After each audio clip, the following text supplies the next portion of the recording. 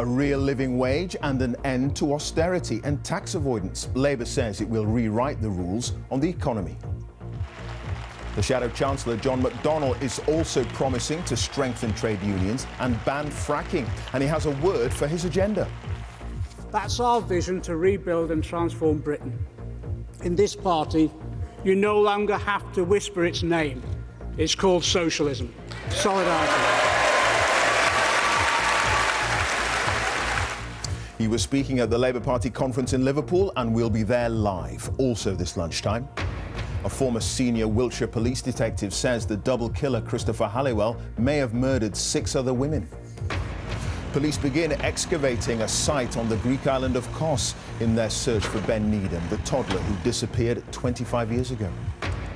Play your part. France's president says the jungle migrant camp in Calais will be dismantled and Britain should take in some of its people. And tributes have been paid to the king of golf, Arnold Palmer, winner of more than 90 tournaments, has died at the age of 87. In the south, the Labour group leader on Portsmouth City Council resigns over the re-election of Jeremy Corbyn. And there's a threefold increase in the number of cattle being slaughtered in Berkshire because of bovine TB.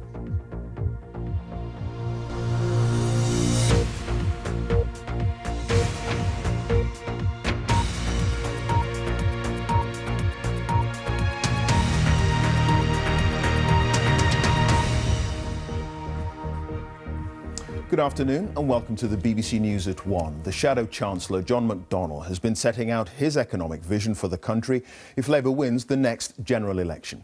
He's promised an end to austerity and tax avoidance and says Labour would rewrite the rules on how the economy is run with what he called a manufacturing renaissance. He also said trade unions would be strengthened and Labour would create a real living wage with workers earning at least £10 an hour.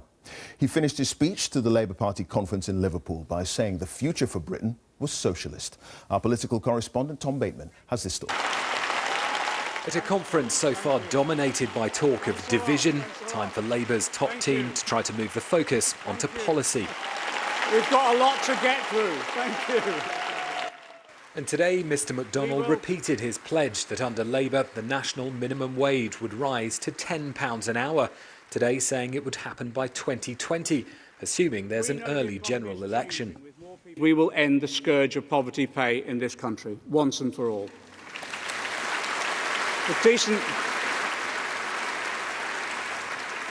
We've said this before, but decent pay is not just fundamentally right, it's actually good for business, it's good for employees and it's good for Britain. The Shadow Chancellor also said Labour would continue to support deprived areas that currently get EU money beyond 2020. And he warned about the impact of global free markets. Look at the steel industry, he said, flooded by cheap imports. He pledged Labour would pump £100 billion into British industry, paid for through borrowing. These plans for a government that deliberately intervenes, not just to protect, but to grow British industry, will be popular with many of the activists here. But how will they appeal to voters who currently rate Labour well behind the Conservatives when it comes to trusting them to run the economy? There's obviously a role for government in terms of infrastructure and in terms of creating a skilled workforce for the future. But the last thing Britain needs now is a return to an interventionist industrial strategy that seeks to pick winners and hand out pretty generous public subsidies. Are you trying to roll back on a decision made last week? As the conference continues, Jeremy Corbyn has urged MPs who opposed him to show unity. Today's minimum wage proposal creates a firm policy to rally around. The Shadow Chancellor's plans for the economy will go down well with the people in this hall. The party's next challenge is in persuading voters. Tom Bateman, BBC News, Liverpool. Well, our assistant political editor, Norman Smith, is in Liverpool now. Norman, he said you don't need to whisper it anymore. Socialism is the way forward. It's what activists want to hear. How well is that going to play in the rest of the country, do you think? Well, as you can see, people heading off here are heading off with a bit of a spring in their step because that speech was a deliberate crowd pleaser. It was packed full of left-wing goodies, repealing trade union legislation, giving workers more rights on company boards, giving workers first say on buying out struggling companies, looking at the idea of a universal basic income for absolutely everyone, suggesting that there be more wealth taxes. And on top of all that, the idea of a national minimum wage of £10 an hour, trumping what George Osborne had promised of £9 an hour. And that would be the minimum. Mr. McDonnell said there would be an independent body to look at the cost of living, and £10 an hour would be the minimum. Now, inevitably, that will send tremors of unease through the business community. We already know they were wary of what George Osborne was proposing, and particularly amongst small businesses and those in the care sector. There will be apprehension about how on earth do they afford that. Mr. McDonnell suggested smaller companies may get state help to enable them to afford to pay their workers £10 an hour. But set aside the concerns of the business community, that will not alarm Mr. McDonnell. What today was about was grabbing this conference by the scruff of its neck and trying to get people to stop talking about the leadership and turn them outwards and start talking about issues which actually matter to people, like jobs, pay and work. OK, Norman, thanks for that. Norman Smith there at the Labour Party conference in Liverpool. Now, a former Wiltshire police detective says the double killer, Christopher Halliwell, may well have murdered several other women. Ex-detective Superintendent Steve Fulcher investigated the deaths of Sian O'Callaghan in 2011 and Becky Godden in 2003, but says there's unquestionable evidence Halliwell may have killed 6 others. Mr. Fulcher is now questioning why police haven't followed up any leads. Here's Amy Cole. Described as calculating and devious in court, Christopher Halliwell will spend the rest of his life behind bars after being found guilty last week of murdering Becky Godden, who went missing in 2003. Prior to his trial, he was already in jail serving a life sentence for killing Sian O'Callaghan in 2011. The detective in charge of the original investigation says he believes there are many more victims. Steve Fulcher, who resigned from Wiltshire Police after being disciplined for not following correct arrest guidelines when he first met Halliwell, told BBC Radio 4's Today programme he's in no doubt the double murderer has killed more women. And there's no question, from all the information that I gathered when I was running this inquiry in 2011, that he has committed other murders. And were there things that he said to you that made you think of other cases? There's lots of things, but the principal thing he said was the police want to interview me about 8 murders. There has been media speculation that one of the victims could be Claudia Lawrence. The 35-year-old chef disappeared in York in 2009. It's understood Halliwell's father lived a few streets away from where she went missing. North Yorkshire Police say they are not aware of any evidence to link Halliwell to Miss Lawrence. But detectives at the Wiltshire Force, who are now handling the case, told the BBC last week they're certain there are other victims. We've now got a much more detailed account of how Christopher Halliwell operated, so I can go back to other forces and ask them to look at outstanding offences, particularly around the deposition and burial of bodies, the removal of clothing, the revisiting of scenes, the sightings of taxi drivers. As time moves on, the authorities will have to rely on information from a convicted murderer who may, or may not, want to cooperate. Amy Cole, BBC News. Police investigating the disappearance of the toddler Ben Needham on the Greek island of Kos 25 years ago say they're optimistic a new search will provide some answers about what happened to him. Officers are digging up farmland close to where Ben was last seen while staying with his mother and grandparents. Well, our correspondent Danny Savage is on Kos for us this lunchtime. Danny, how convinced are police this could solve the whole mystery regarding Ben? Well, they seem as optimistic as they ever have been throughout this investigation that they could finally be heading towards an answer. Here we are on a Greek island with the blue and white police, British tape here, and British officers working behind it with a few Greek counterparts as well. And this is the scene, really, of what's going to be happening here over the next 10 or 12 days. Great bucket loads of earth from a neighbouring field are being moved into here. They've been dumped, and then the British officers are going through those mounds of earth in great detail to see if there's any clues there, any trace of Ben potentially, because the theory they're working on now is that Ben was potentially the victim of an accident on the day he vanished crashed back in 1991, that he was run over by a bulldozer and accidentally buried. And so they're now digging to see if they can find any traces of a little boy who was last seen just outside this house away to my left. That was where he was seen playing on that afternoon in July 1991. So we're literally right outside the front door, digging around in the olive grove behind, also in the field here, trying to find any trace of him. But you're right, the police say they are optimistic that they could have a breakthrough in the next few days. OK, Danny, many thanks for that. Danny Savage there on Kos in Greece. Now, the French President, François Hollande, says Britain must play a role in taking in migrants and refugees after the planned shutdown of the so-called jungle camp in Calais. Speaking during his first official visit to the port to meet officials and local politicians, he said the site will be completely dismantled by the end of the year. Downing Street has just responded by saying what happens in the jungle is ultimately a matter for the French authorities. Here's Nick Beak.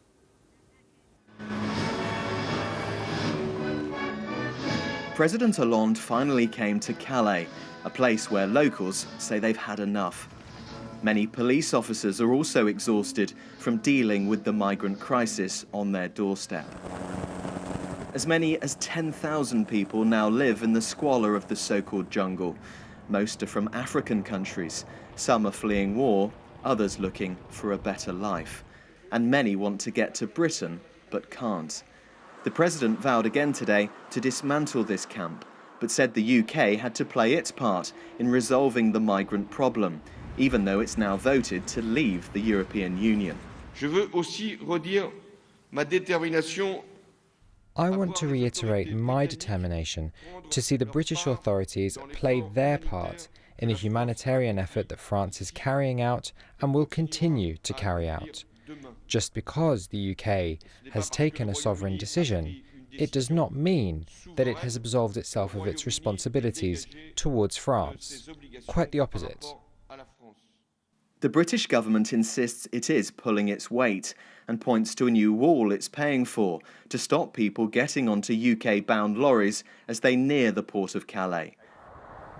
This is one tactic we filmed, throwing down branches and poles to slow down trucks so they can try to stow away. One driver swerves to avoid the debris, and it's a near miss for those who are risking everything. With a presidential election in France next year, the migrant crisis is becoming increasingly political. President Hollande's short-term solution is more of these, small centres scattered around the country where the Calais migrants can be processed. But thousands of others are set to keep on coming to northern France, determined to achieve their dream of getting to Britain. Nick Beak, BBC News, Calais. A hearing has begun to sentence the operator of the Alton Towers theme park for health and safety breaches. It follows last year's roller coaster crash, which left 2 teenagers needing leg amputations. The prosecution says the force of the impact between the 2 carriages that collided was the equivalent of a family car in a collision at 90 miles an hour. Well, Sophie Long is at Stafford Crown Court for us now. Sophie, just take us through what happened today. Well, Clive, all 5 people who sustained the most serious injuries on the Smiler roller coaster in June of last year were in court today. Joe Pugh and Leah Washington sitting very closely together, Victoria Balch and Daniel Thorpe to their left, and Chanda Chauhan and her daughter Mira in the row behind, just as they had been on that day on the Smiler roller coaster, which changed all their lives forever. Now, they sat in court and listened as the prosecuting barrister detailed what had happened that day. The court heard that when the carriage they were in collided with the one already on the track, the impact was similar to that of a family car colliding at 90 miles an hour. They heard that they were suspended there for hours with a significant delay before they were reached by paramedics. And they heard how the major injuries to Leah Washington and Victoria Boucher's legs resulted in such severe blood loss that their lives had been at risk. The court was also told that the fact that the collision was going to take place had been clear to many people who were on that ride. They spoke in their statements of the disbelief and horror as they saw the train on the track into which they knew they were going to dive. In terms of what happened that day, we heard that a test carriage had been sent around the 14-loop ride, but it failed and remained on the track. Now, the computer system safely activated and stopped the ride, but this was overridden by engineers who believed they had already corrected the issue. The QC prosecuting for the HSE said the fault here lies with the employer, not individuals. He said that those concerned were working to the best of their ability, but without any system or any guidance from above. Now, Merlin Attractions Limited has already admitted breaching health and safety law. They've been told to expect a very large fine. We should find out what that is either later today or tomorrow. Sophie, thank you for that. Sophie Long there at Stafford Crown Court. One of golf's greatest ever players, Arnold Palmer, has died at the age of 87. His close rival, Jack Nicklaus, described him as an icon and a legend, while President Obama said he was simply the king. Palmer won 7 majors during an illustrious career and worked tirelessly to promote the game. Rory McIlroy said today Palmer had left a bigger legacy than any other sporting star. Katie Gornall now looks back at his life. Arnold Palmer, golfer, aviator, man of many parts. They said he could so capture the public, he could run for president. Arnold Palmer, the champion golfer whose charisma drew a legion of fans, known as Arnie's Army, and who helped transform the sport. He won his first major, the Masters, in 1958, and 2 years later the television cameras followed. Golf had found its star of the screen. He was from Pittsburgh, that area, where they were hard men and women, and they were coal miners, and they worked hard, and they had gnarled hands. And he crash-bang walloped his way through the country clubs, and he was there with his bulging muscles and smashing the ball all over the place. His nickname was the King, and although he never basked in the title, it was fitting. From 58 through to 1964, he won 7 major titles, including 4 Masters and 2 Open Championships. His success stretched beyond the fairways. He was the first client of Mark McCormack's legendary sports management firm IMG, making millions through adverts and endorsements. My father was pro here, but before he taught me to play golf. Those who have followed in his footsteps say they would never be competing for such riches were it not for his influence. He did so much for the game of golf at a time when golf needed him in the 60s and 70s. He brought golf to the masses. I mean, and he leaves a legacy that no one else in any other sport, I think, can leave. I think he's left the biggest legacy of any sports star over the past century. He enjoyed a great rivalry with Jack Nicklaus and another champion, the South African Gary Player. Although the victories dried up, his appeal endured. God, I haven't won all that much. I've won a few tournaments. I've won some majors. But I suppose the most important thing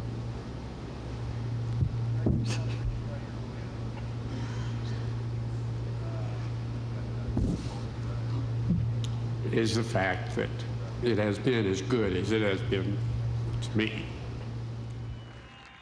There have been better golfers than Palmer, but there may never be one more popular or one who loved the sport as much as he did. Arnold Palmer, who's died at the age of 87. The time is now 18 minutes past 1, our top story this lunchtime. And the Shadow Chancellor John McDonnell is promising an end to austerity and tax avoidance if Labour wins the next election. And coming up, protecting the African elephant, we have a special report on efforts to save the animals whose numbers have declined dramatically in the last decade. In South Today, we'll have the latest weather forecast for you. Plus, people are being turned away from nursing homes because owners can't afford to cover costs. And there's a 3-fold increase in the number of cattle being slaughtered in Berkshire because of bovine TB.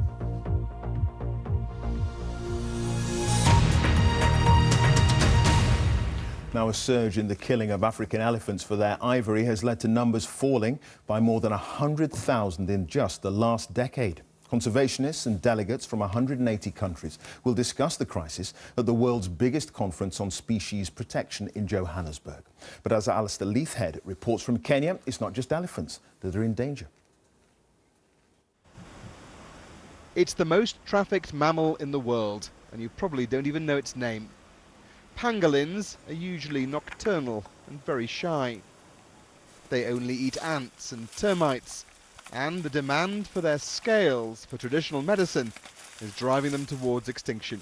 Pangolin is the most endearing, mystical, unbelievable species of animal you're ever going to encounter in your life. The Asians, they use the scales in a multiple range of purposes, from cancer to swelling to arthritis. They use the pangolin body, they put it in wine and they pickle the body. There's a whole array of different things. And so it's hoped the Convention on International Trade in Endangered Species, or CITES, will step in and agree to ban their sale. Elephants are also being hit incredibly hard by traffickers and poachers. And again, Asia is the main market for their ivory. 30% of Africa's elephants have been lost in 7 years, and the killing continues. But conservationists are divided about what to do. Zimbabwe and Namibia want to sell their stores of ivory to raise money for conservation, but their proposal is unlikely to win widespread support this week. Kenya made its position very clear earlier this year when it set more than 100 tons of ivory alight, saying it's worth nothing unless left on the elephant. Well, this is all that's left now of the ivory that was burnt, but it's a technique that Kenya has used before. This much smaller pile dates back to 1989, the last major poaching crisis. It was the first time this was done, and it sent a very strong signal around the world. The sales of ivory from some of our Southern African brothers has resulted in an increased demand for ivory across the board. Rhinos are also being targeted. Their horns are worth more than twice their weight in gold on the black market. Swaziland's proposal to open up sales is unlikely to pass. Most countries believe the best way to save the animals is to stop trade and destroy the market in countries like China and Vietnam. It's not just about protecting African wildlife, of course. Over the next 10 days, trees and plants, reptiles and undersea creatures from across the world will all be discussed, and more endangered species protected. Alistair Leith, BBC News, Nairobi. Downing Street has taken the unusual step of directly responding to claims that as Home Secretary Theresa May urged David Cameron to water down demands for greater immigration controls in the run-up to the EU referendum. Let's get a little bit more from our political correspondent, Carol Walker, who's in Downing Street for us. Carol, just fill us in on the background to all this. Well, yes, Clive, it's most unusual for the Prime Minister's team to respond to a book like this. But Theresa May is someone who is not only prepared to confront her predecessor, David Cameron, but also someone who is very keen to establish and maintain a reputation for being tough on immigration. Now, we had 2 books serialised over the weekend. One of them in the Sunday Times said that it was Theresa May who, along with Philip Hammond, who was then Foreign Secretary, warned David Cameron not to go for an emergency brake on EU immigration because of opposition to the whole idea from the German Chancellor Angela Merkel. Now, David Cameron, we're told, then branded his colleagues lily-livered and, of course, instead went for the rather less drastic option of reducing benefits to EU migrants instead. Well, Theresa May's team have taken issue with this account. They've told us about letters that she wrote to David Cameron, as well as articles and speeches she's given, all of which she's been arguing for a tough stance on EU immigration. Now, this is a hugely important issue, but the key test will come when we get her negotiating position for those Brexit negotiations, and indeed whether she is prepared to hold firm and control the numbers of people coming here from the EU, even if that limits the scope of a future EU trade deal. Carol, thank you for that. Carol Walker there at Downing Street. For months, they've been slinging mud at each other from a distance. But tonight, Hillary Clinton and Donald Trump will be face-to-face in the first of 3 televised presidential election debates. Tens of millions of people are expected to tune in, with both candidates running neck and neck in the polls. Barbara Plett-Usher has the story. For the first time since the primaries, the candidates will be back on the debate stage, but now facing off against each other. It will be one of their last chances to alter the course of the race, which is very close. Good evening. Presidential debates can brand candidates as winners or losers. Remember John F. Kennedy's breezy, youthful glamour against Richard Nixon's sweaty 5 o'clock shadow. Or Ronald Reagan's simple, good-natured style against Jimmy Carter's earnest recital of facts. With the shock value of reality TV star Donald Trump, you're fired. This time the presidential debate is on course to be the most watched in American history. Voters have seen Mr. Trump belittle his male opponents. Quiet. But that bullying style could backfire with a female candidate. He doesn't do so well with women. So far, though, he hasn't been holding back. If Hillary Clinton were a man, I don't think she'd get 5% of the vote. And affordable child care is playing the woman card, then deal me in. This is Hillary Clinton's comfort zone. She's an experienced, competitive debater, super prepared. She'll be trying to rattle Mr. Trump, get under his skin. He, on the other hand, much prefers 140 characters. But can he stay focused for 90 minutes of substantive questions? And will it even matter? Up till now, the two candidates have been judged by different standards. I don't know what I said. So could he win simply by doing nothing outrageous, while Mrs. Clinton would have to put in the most polished of performances to beat him? Millions of Americans will be tuning in to find out. Barbara Platt-Escher, BBC News, New York. Health problems caused by poor diets, drinking and the lack of exercise are costing the NHS in England around £11 billion a year. Now a GP in Fleetwood in Lancashire wants to address the issue by bringing together health professionals, sports clubs, housing associations and even the police. Our health correspondent Dominic Hughes has the story. It's about time someone took an interest in this town. Because it's a good town, people stick together in Fleetwood. When I say to them, how's about losing a little bit of weight, how's about giving up the fags, they'll say to me, why should I bother? My life's rubbish. How do you help a community become healthy?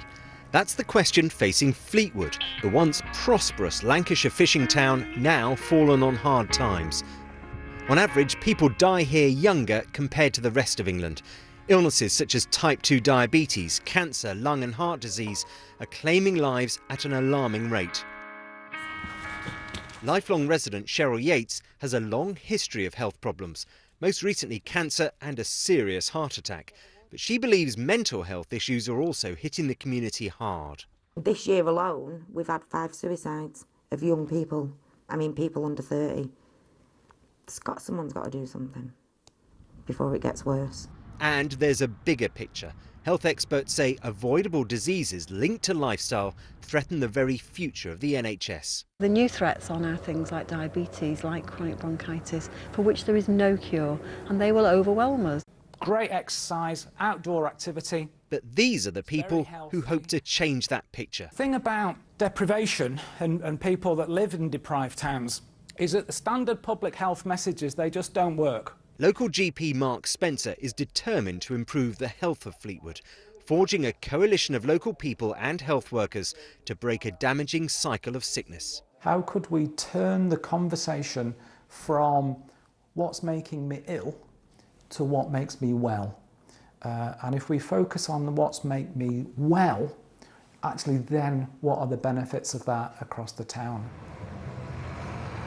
This is an ambitious project to help people change the behaviour that is damaging their health. So it might include working with local primary schools to educate children about food and diet, or the local sports clubs encouraging people to get more active. And the Willow Garden project is the type of scheme that may just help. I love to socialise and meet new friends. And here, people like Chris Murray, who suffered a brain injury after a fall, find friendship and support. I'm meeting my friends here, and it's really beneficial to me and makes me feel good. And I'd be lost without attending this place on a Tuesday. I don't know what to do with myself, to be honest. Fleetwood is not alone. Many towns and communities across the UK face similar problems. Over the coming months and years, the challenge will be transforming the health of the people in this town. Dominic Hughes, BBC News, Fleetwood. The Duke and Duchess of Cambridge have been meeting Syrian refugees in Vancouver as they continue their 8-day tour of Canada. Now, it's the first time they've carried out an official visit with both Prince George and Princess Charlotte. Our royal correspondent Peter Hunt is travelling with them. A family at play, a family at peace. Canada is a safe haven for the Al-Mahamids, a second home. Their first was Syria before the war. For the royals, this was a day when they were exposed briefly to lives far removed from theirs. It must be very frightening, especially with young children. 30,000 Syrians have arrived here over the last year. This compares with the 20,000 such refugees the UK has promised to resettle by 2020. Afterwards, Alaa Al-Mahamid was asked what he hoped his royal meeting would achieve. The message that needs to be delivered to the whole world, he says, is to encourage other countries to welcome refugees. Royals on the road experience a varied diet. Kate's gone from the dispossessed to the powerful. Justin Trudeau, the country's PM, was her guide to the work of the emergency services. Her gifts were life jackets for a princess and a prince. After their time here in this coastal city, a very different scene awaits William and Kate. Their next stop is British Columbia's Great Bear Rainforest, which has been described as a global treasure. Peter Hunt, BBC News, Vancouver. Let's find out what's happening on the weather front here. Darren is here. Hi there. Interesting weather. A lot of talk about a hurricane heading our way, Clive. Now, let me take you back to Saturday. Out in the Atlantic, this was Tropical Storm Carl, close to Bermuda. Never became a hurricane, but it's got swept up by the jet stream, and a lot of that cloud has been drawn across the Atlantic towards the UK. And then it's just tended to break up. So no hurricane, no tropical storm heading our way. Some tropical air, which means a lot of cloud and some rain, as we've seen here already at Padstow in Cornwall, and we've got some stronger winds across the tip of Cornwall as well. Some further outbreaks of rain for Cornwall, some heavier rain possible across the south and west of Wales, and maybe some bursts of rain coming into the southeast for a while. Some patchy rain northwards across the Midlands, up into northern England and southern Scotland, but somewhat drier through the afternoon across Northern Ireland, maybe a touch brighter as well. Some sunshine for northern Scotland, away from a few showers, as we've seen again with another Weather Watcher picture, this time in the Highlands. So there is some blue sky around today, but there isn't very much of it at all. Through this evening, we've still got some more rain. We've got this first area of rain that pushes away into the North Sea, and then some more rain begins to gather later on in the night. Southerly winds, that'll keep the temperatures up, but it comes with a lot of cloud, a lot of low cloud, so a lot of hill fog, especially in the west, briefly chilly in the northeast of Scotland. Tomorrow starts dull, damp and dreary, some rain and drizzle around. Slowly things tend to dry up. We'll get some brighter weather coming down from the northwest. Not much rain across England into the afternoon, still a lot of cloud, but remember warm air, tropical air, so 20 degrees possible in London. We get some sunshine eventually across Wales, northern England, and particularly in Scotland and Northern Ireland, a few showers, but the winds will be picking up here as well. Really gusty winds as we head into tomorrow evening, especially across northern Scotland, gusts of 60 miles an hour, possibly a touch more than that too. That's because we're close to an area of low pressure. Now that zips away and we get a brief respite tomorrow night. Then as we head into Wednesday, another set of weather systems, another area of low pressure, again heading towards the northwest of the UK. So more rain coming into Northern Ireland, coming into Scotland, perhaps Cumbria, North Wales, but away from here it should be dry. There'll be some sunshine around. The winds pick up. We're likely to find some gales, but we're drawing in some warm air again. And so 19 degrees in Belfast, Edinburgh, and possibly as high as 22 in London and the home counties. But we're going to lose that warm air as this band of rain moves southwards during Wednesday night, coming to rest across southern parts of England for a time on Thursday. Sunshine following, bands of showers and temperatures dropping away a little. Clive. Darren, thanks for that. That's it. Now on BBC One, it's time for the news where you are. Have a very good afternoon.